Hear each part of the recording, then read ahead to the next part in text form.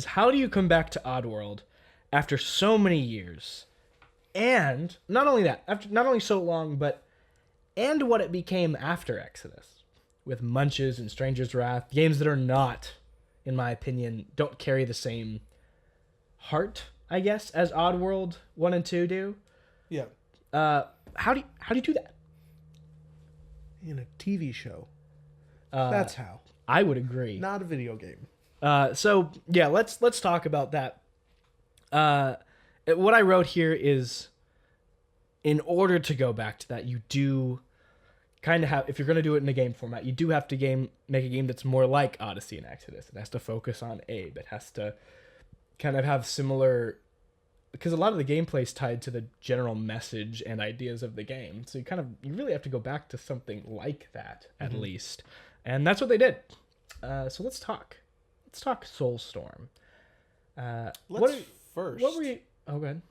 Talk a little bit, just briefly, about New and Tasty and some of the differences, because you talked about the progression of Metroid. I think it would be fair to talk about the progression of this style of Oddworld game, the Abe games. Well, I guess Abe was in Munch's Odyssey as well. He was the main character. We didn't play as Abe very much, right? No, or at all. I think you were Abe. I'm in Munches? Yeah, I think you Oh, were... sure. I get what you're saying. I was thinking more of gameplay. Yeah. Abe is the player Yeah, character, but you're right? not playing like Abe, is what I was getting at. Like, that's what I was Oh, thinking. no, Yeah, you jump that's around and play like, I don't know, Sly. whatever a munch is. Yeah, no. That makes sense. I get what you're saying now. So, what was I just saying? Oh, the progression of those games. So, the original two games, very similar. I mean, they were made back-to-back, a year apart. I think, actually, Abe's Exodus was less...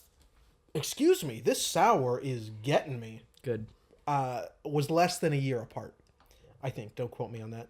But anyway, those are through and through puzzle platformers.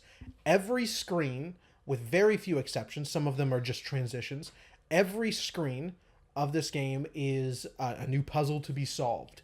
Now, when I say screen, unlike this game, or as we'll talk about in a moment, New and Tasty, the hardware, the PlayStation 1 wasn't really able to handle a scrolling 2D plane like Mario with the fidelity that they were going for. The graphics, the amount of characters, the amount of interactability on each screen. So you've got this screen and then the four directions, left, right, up, and down from that screen. And you can throw things into the next screen in either direction. And sound was a huge part of Odyssey. I'm pretty sure it was that way in Exodus as well, though I didn't finish Exodus. If you heard someone, you can hear how close someone is to the edge of the screen just by standing there and listening to their footsteps. Yeah. The sound design is incredible. Legs. It's very, very good. Oh, it's just weird. So too. good. It's very good. So you're trying to solve these large puzzles, how to get these slaves. There are 100 of them, I believe, in the first game, out of Rupture Farms, this huge factory. They're employees, Tyler. No, they're slaves. So I think some of that was lost when you moved that into a fully 3D environment that does just pan as any other modern 2D platformer would when we come to New and Tasty. And it's not like, anybody who knows like Klonoa, Dorda, Phantom Meal, however you say that. It's a pretty static camera, like even though it's continuous, like, Mario or something. Mm-hmm. It's a pretty static camera, even though, Klonoa is going kind of in and out. Like there is some depth there, unlike in like Super Mario World or something. When anyone who hasn't played New and Tasty, this camera is pulling out, zooming in, coming around, like there's a lot of angling, like there's a lot of motion. Well, even more so in Soulstorm, but even in New and Tasty. Oh yeah. Yeah, even in New and Tasty. Yeah, you're right. I didn't finish New and Tasty either. Me neither. I just played thought the it was beginning. objectively worse. I didn't like much of any of it.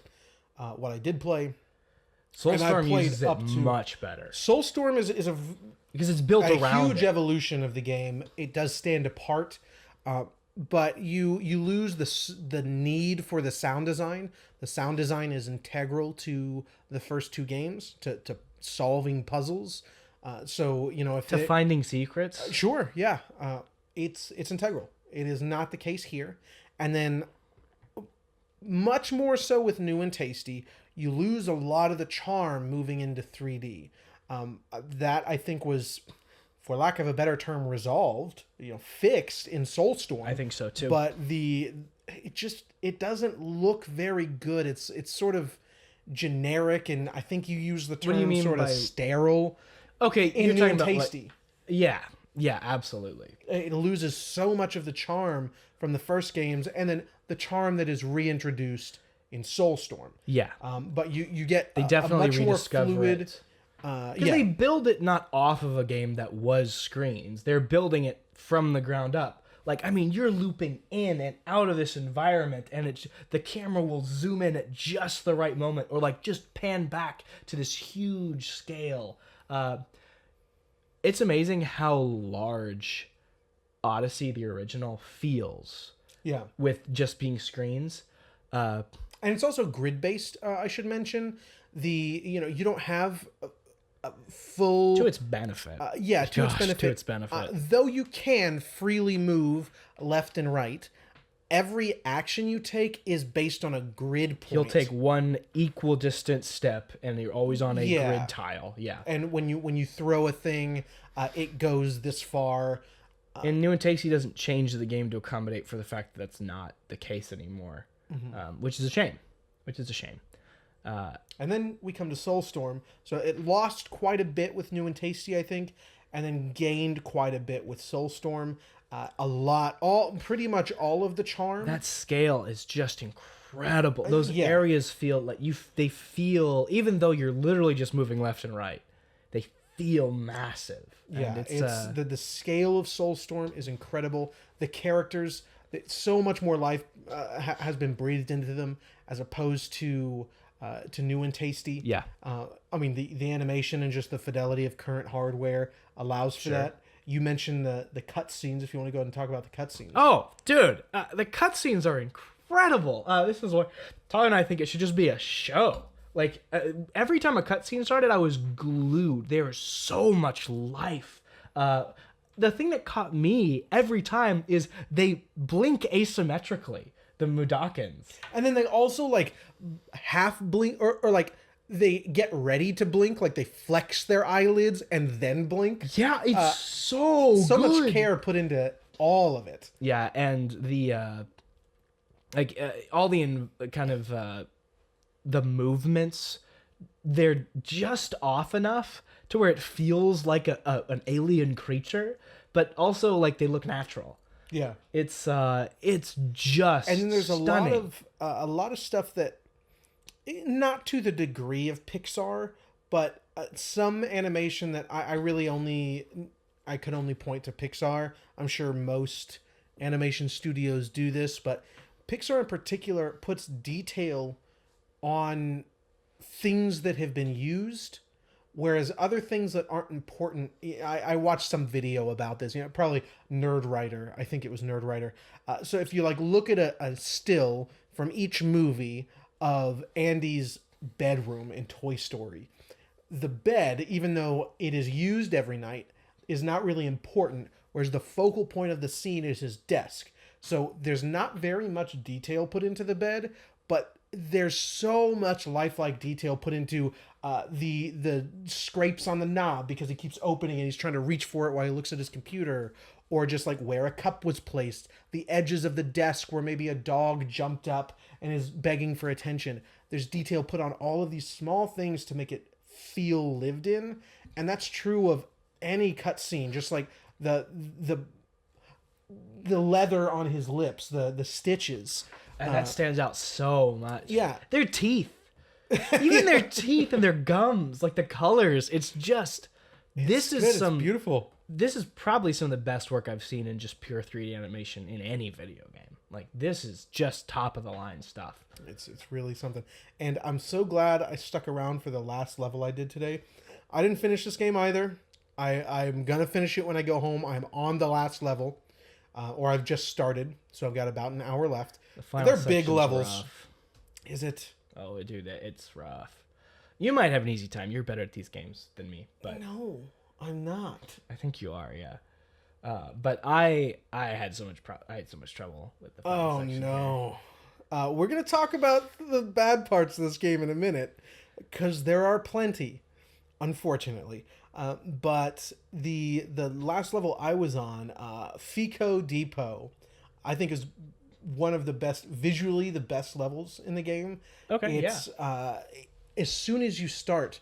Just this is sort of what brought this to my attention. The Pixar stuff I was just talking about. You park the train, so you're moving a train the entire time, going from level to level.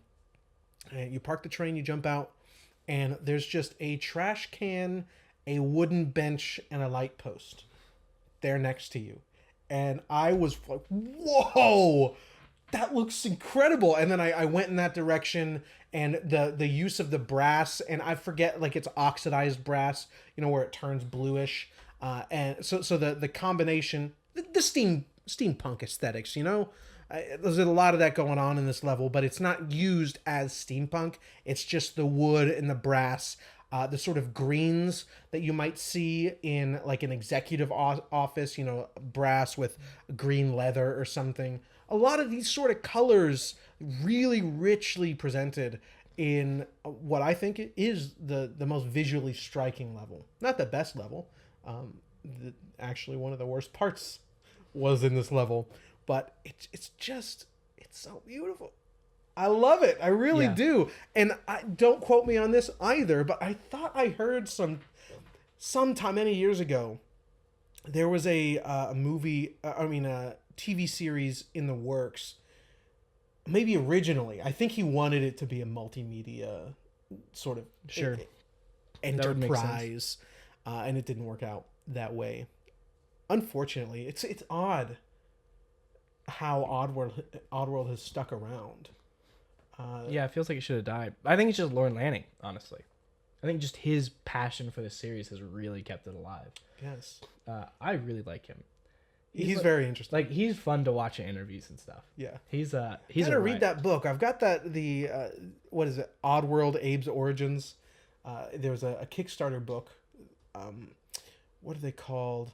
Indie by Design is the company. So anyway, they do huge production interviews with indie developers, which indie in philosophy here. All these games have had big budgets, but indie in philosophy, like Ori. Ori is not an independent game, but it's huge. It's like a 500-page giant coffee table book with days and days of interviews, just sitting down with Lorne Lanning about the entire series. It sounds incredible. It's daunting, but it's this giant neon green book sitting on my shelf that I want to dive into. But I think in some interviews he mentioned wanting it to be a TV series, and I think that would be best here because the characters are so rich, the world is incredible, and every time we're going to talk about the bad stuff, but I would just be so fed up, and then the cutscene would happen and be like, what's happening next? Yeah, dude. What's going on? Me too. Especially, like, even when it cuts to, like, the Gluckins, they're just so... who's the one, the really uptight one? Asslick. His name is Asslick. And he is just... He's got these, like, his ears, like, hang down. These little gramophone ears. Have you seen the Gluckins without their jackets on? Probably one of the most horrifying things I've ever seen. It's so gross. Because they literally just have these massive arms that are their legs, basically. And but then their legs are like this big. Like the Jack 2 character. The guy who just floats around and has those little thin legs. Ooh, I don't recall this. Glue down. I'll pull it up for you. But it's It's good stuff though, and I agree. It really kept me going through the game a lot more than the gameplay did for sure.